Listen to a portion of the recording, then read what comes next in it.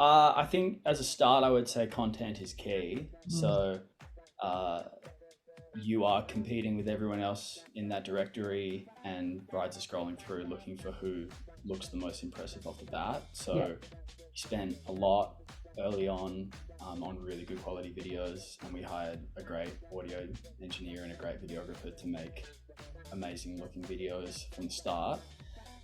Because if your video is on an iPhone and then someone else has spent $1,000 to look amazing, then I know who I would pick. Like, having high quality content is the starter. I think that's like the prerequisite for your starting point, and that's how you get people interested.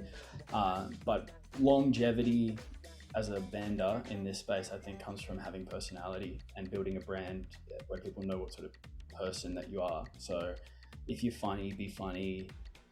If you also are a gymnast, post a bit of that. Like, people invest and feel comfortable around genuine other people. So right now, like, we're 6 or 8 months in to our project, and we've got a lot of great videos of us playing, but now we're trying to kind of phase in showing our couples who we are as people. So, like, Beck is super funny, and so I've just been posting stuff with her, just like being an idiot, because I think that it not only does that create a rapport where it's personable and it goes beyond a business relationship, but if that bride is, getting asked by her friends who recommend as a wedding muso, or,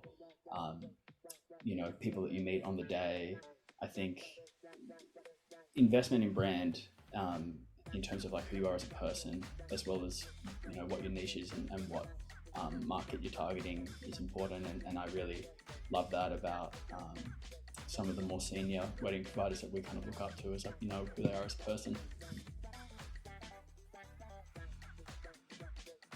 And then once we get an inquiry, I think it's making sure, like, I'll following up again, not to be pushy, but just to make sure that the client knows that you're interested and available. So I'll reply the email within 24 hours, but then I'll also text, and if we didn't get a reply in a couple of days, text again. And it is a bit like Facebook Marketplace, in the sense that people say, is this available, and then they'll ghost you, and I think that's every platform, but usually for me it's like people by people, and trying to get a connection and a rapport as early as possible is key. So if you can hop on a phone call, I like to always jump on calls.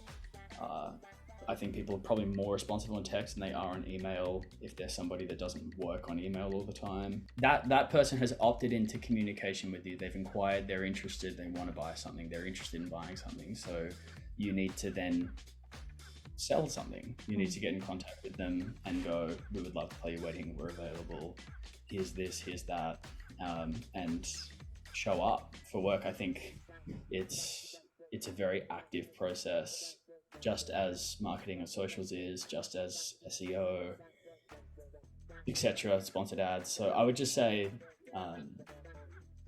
the main thing that I think we've probably experienced success with over other people is that we're putting in the hours, and that's just being a business.